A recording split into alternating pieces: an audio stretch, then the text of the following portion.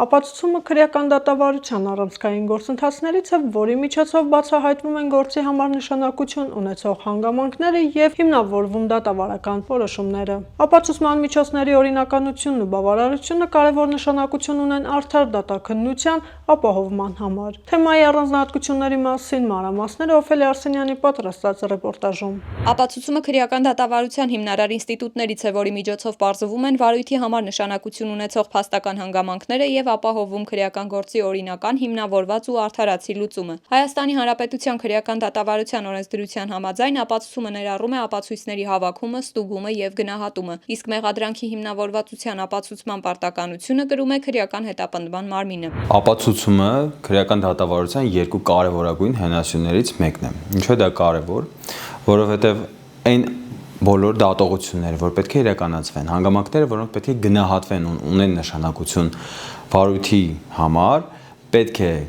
հիմքում դրվեն կոնկրետ ապացույցներ, որոնք ձեռք են բերվել օրենքով սահմանված կարգով, թույլատրելի են եւ վերաբերելի։ Այդ ապացույցները պետք է իրար հետ փոխ լրացնելով բավարար համակցություն կազմեն, որպեսզի հիմնավորեն այս կամ այն հանգամանքի առկայությունը կամ բացակայությունը։ Հետևաբար, քանի որ ամեն հանգամանք պետք է ապացույցով հիմնավորված լինի, այլ ոչ թե ենթադրությունների վրա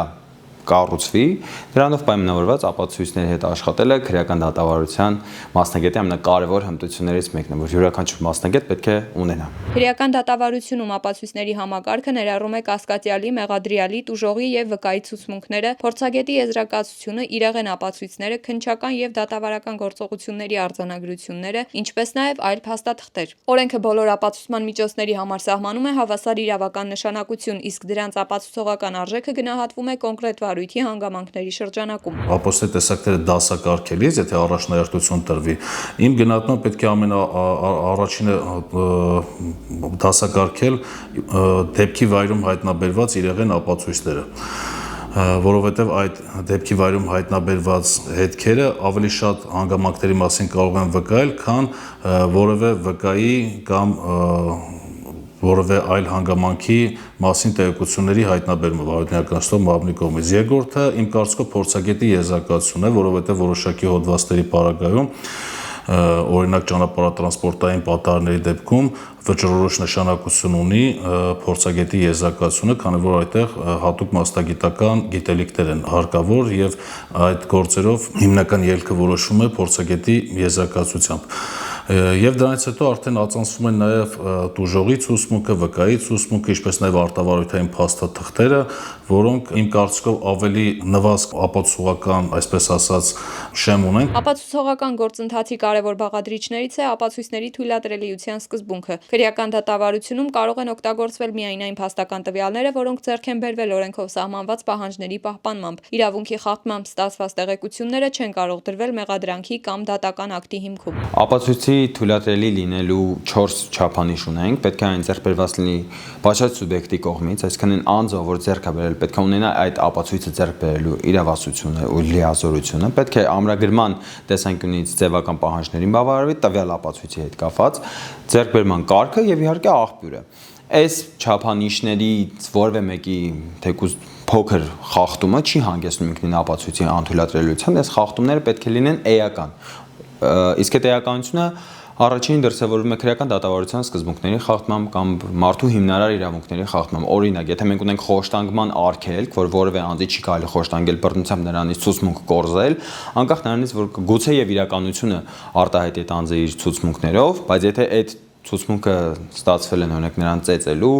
սպառնալու կամ այլ հարկադրանքի արդյունքում, դա չի կարող որևէ նշանակություն ունենալ գործի համար, այդ ապացույցը ուղղակի փակում եւ դնում ենք մի կողմ։ Օրենսդրությունը նախատեսում է նաև ապացույցների բազմակողմանի եւ օբյեկտիվ ստուգման պահանջ։ Վարույթ իրականացնող մարմինը եւ դատարանը պարտավոր են յուրաքանչյուր ապացույց գնահատել մյուս ապացույցների հետ փոխկապակցված, ուսումնասիրելով ինչպես հաստատող, այնպես էլ հերքող հանգամանքները։ Այս մոտեցումը կարևոր երաշխիք է դատավարության մրցակցայնության եւ օբյեկտիվության ապահովման համար։ Ապացույցի վերաբերյալ հակասության առկայության դեպքում իմ կարծիքով վարույթ իրականացնող մարմինը, այսինքն դեպքում ավելի շատ դատարանը,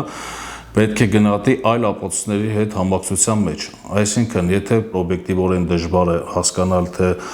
որ կողմի դիտարկումն է ավելի տեղին, պետք է գնահատել մյուս ապացույցների հետ համակցության մեջ։ Եթե այդ մյուս ապացույցների հետ համակցության մեջ գնահատելու արդյունքում դատարանը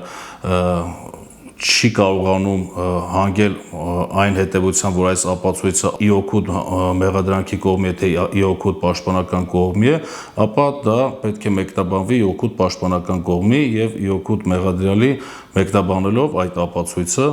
պետք է դատարանը տա իր գնահատականը։ Ապացույցների գնահատման ընթացքում կարևոր նշանակություն ունեն դրանց վերաբերելիությունը, թույլատրելիությունը, արժանահավատությունն ու բավարարությունը։ Միայն այդ չափանիշներին համապատասխանող ապացույցների համակցությունն է հնարավորություն տալիս ձևավորել հիմնավորված դատավարական որոշում եւ ապահովել արդար դատաքննության իրավունքի իրականացումը։ Ապացույցի անթույլատրելիության հետ կապված օրենսդիրը այսպիսի մի կանոն է սահմանել, եթե վարույթն իրականացնող մարմնի, այսինքն հանրային իշխանության մարմնի գործողությունների հետևանքով է ապացույցը անթույլատրելի դարձել, բայց այն կարևոր նշանակություն ունի մեղադրյալի շահերը պաշտպանելու տեսանկյունից, վերջինիս համաձայնությամբ ու վերջինիս միջնորդությամբ կարող է այդ ապացույցը այնուամենայնիվ օգտագործելի լինել։ Այսպես, բայց եթե մենք ունենք օրենքի էական խախտմամբ ձեռք բերված ապացույցներ, այդ ապացույցը ուղղակի պետք է անթույլատրելի ճանաչվի, դրվի մի կողմ, ասես չի էլ եղել, իսկ հետագա գնահատականները տալիս վարորդն իրականացնող մարմինը պետք է հիմնավորվի միայն այն ապացույցների վրա, որոնք օրենքի պահանջներին բավարարում են, այսինքն թույլատրելիության հետ կապված առնվազն խնդիր չունեն եւ վերաբերելի են, որովհետեւ կարող է ստեղծվել մի իրավիճակ, երբ որ ապացույցը շատ կարեւոր հանգամանք կհիմնավորեր, եթե բովանդակային առումով դիտարկենք նրան, բայց այն ձեռք է բերվել օրենքի կոպիտ խախտմամբ, այս պարագայում այդ ապացույցը ուղղակի անկախ իր ապացուցողական նշանակությունից հանվելու է ապացույցների զանգվածից։ Ժամանակակից քրեական դատավարությունում առավել մեծ նշանակություն են ձեռք բերում թվային եւ էլեկտրոնային տվյալները, տեսաձայնագրությունները, էլեկտրոնային հաղորդագրությունները, թվային կրիչներում պահպանվող տեղեկությունները եւ այլ տվյալներ կարող են օգտագործվել որպես ապացուցողական տեղեկատվության աղբյուր, պահպանելով դրանց ձեռքբերման, պահպանման եւ ներկայացման օրինական ընթացակարգերը։ Վարույթն իրականացնող մարմինը շատ դեպքերում իրականացնում է գաղտնի քննչական գործողություններ, որի արդյունքում անձանց նկատմամբ իրականացնում է գաղտնալսում օպերատիվ հետախուզական գործողությունը եւ այդ գաղտնալսման ընթացքը ենթադրում է, որ պետք է ամբողջությամբ ձայնագրվի եւ տրամադրվի պաշտպանական կողմի, սակայն ներկայումս պրակտիկան հետեւյալ կերպ է զարգանում, պաշտպանական կողմին տրամադրում է այնքան հատվածը, որը վարույթն իրականացնող քննիչը որոշում է, որ սա քննությանը հետաքրող հատվածներ եւ այդ ծավալն է տրամադրում պաշտպանական կողմին, սակայն բազմաթիվ են դեպքերը, երբ պաշտպանական կողմը պնդում է, որ ամբողջ սղագրությունները տրվի, այսինքն անձի նկատմամբ գաղտնի քննչական գործողություն իրականացնում է 2 ամիս, սակայն այդ սղագրություններից պարզ է դառնում, որ տարբեր ամսաթվերի, տարբեր խոսակցությունների ինչ-որ համառոտագրություն է, որը անթույլատրելի է այդպիսի հատվածով տալ պաշտպանական կողմի, քանի որ դա մեղադրանքի կողմի վարույթն իրականացնող քննիչի գնահատականն է, որ սա վարույթի համար հետաքրքրություն ներկայացնող տվյալներ են։ Պաշտպանական կողմին հնարավորություն չի տրվում ուսումնասիրել մնացած բոլոր սղագրությունները, այսինքն ամբողջ ձայնագրությունները, որ պարզելու թե արդյոք այնտեղ կա ի օգուտ պաշտպանյալի, ի օգուտ մեղադրյալի այնպիսի հանգամանքներ, որը կարող է հետագայում դատանում այդ ապացույցը հերքելու հանգամանք հանդիսանալ։ Քրեական դատավարության օրենսդրությամբ ամրագրված է նաև անմեղության կանխավարկածի սկզբունքը, որի համաձայն անձը համարվում է անմեղ, քանի դեռ նրա մեղավորությունն ապացուցված չէ օրենքով սահմանված կարգով։ Հետևաբար ապացուցման գործընթացը ծառայում է ոչ միայն հանցագործության բացահայտմանը, այլև անձի իրավունքների եւ ազատությունների պաշտպանության ապահովմանը։ Ապացուցման բեռի բաշխման կանոնները հենց անմեղության կանխավարկածով են սահմանված։ Օրենսդիրը սահմանել է հստակ երաշխիքները, բայց պետք է արձանագրենք, որ պրակտիկայում միշտ չեն, որ դրանք պահպանվում են այն ծավալով ու այն բովանդակությամբ, որը նկատի է ունեցել օրենսդիրը այս կարգավորումները սահմանելիս, որովհետև շատ հաճախ որոշակի հանգամանքներ, օրինակ իշխաններ, որ չփարատված կասկածը պետք է մեկնաբանվի ի օգուտ մեղադրյալի, այնուամենայնիվ այնպիսի իրավիճակներ, երբ որ դատավորը ուսումնասիրում է օրինակ անձի դատվածության մասին տեղեկանքը նախկինում դրսևորած վարքագիծը ու արդեն ունի որոշակի վերաբերմունք, հակված է այդ ենթադրությունները, այնուամենայնիվ ի վնաս մեղադրյալի մեկնաբանելու մենք պրակտիկայում պետք է ցավով արձանագրենք, բայց նաև այդպիսի դեպքեր ենք ունենում։ Երբ որ մենք խոսում ենք ապացույցների նշանակության ու կարևորության մասին, մի այսպիսի օրինակ բերեմ։ Եթե անձին մեղսագրվում է բնակարան ապօրինի մուտք գործելով հափշտակություն կատարելու հանցակազմը, այս պարագայում անկախ նրանից, որ գողությունը կատարվել է բնակարանից, պետք է առանձին հիմնավորվի, որ այդ անձը երբևէ գտնվել է այդ բնակարանում, այսինքն մուտք գործելու հանգամանքը պետք է հիմնավորվի։ Եղել է պրակտիկայում այդպիսի գործ, երբ որ անձը որևէ ապացույցով չի հիմնավորվել, որ երբևէ մուտք է գործել տվյալ բնակարան, այսինքն մատնահետքեր, ոտնահետքեր,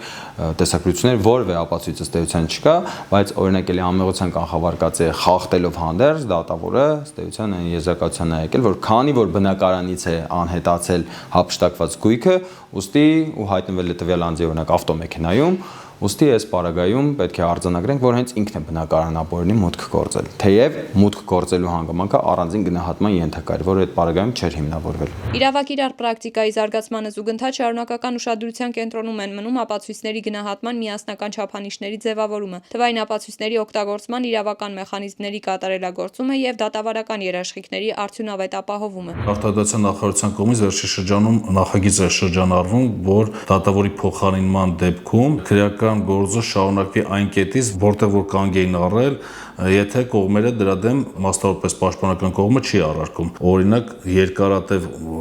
քննության դեպքում պայմանական հեռախոսազանգերի վերցանումը ինչ-որ ժամանակահատված կա։ Վերցանումները իրականացվում են այդ X ժամանակահատվածում։ Եթե գործը բավականին երկար տևեց, այսինքն տարիներ շարունակ, եւ օրինակ մի փուլում վկան եկավ հայտնեց այնպիսի տվյալներ, որը անհրաժեշտություն է առաջացնում հեռախոսազանգերի վերցանում կատարելու եւ այդ հանգամանքը ստուգելու համար, դա արդեն կարող է խնդիր առաջանալ, որովհետեւ Հայաստանի Հանրապետություն գործող բջջային օպերատորները սահմանափակ ժամանակով են հեռախոսազանգերի վերցանումը պահպանում։ Ապացուցումը քրեական դատավարության այն առանցքային գործիքն է, որի միջոցով դատարանը եւ վարույթ իրականացնող մարմինները գործի փաստական հանգամանքների վերաբերյալ եզրահանգումներ են կատարում։ Այդ պատճառով ապացույցների օրինական հավաքումը, պատշաճ ստուգումը եւ օբյեկտիվ գնահատումը շարունակում են մնալ արդարադատության իրականացման կարևորագույն նախապայմաններից։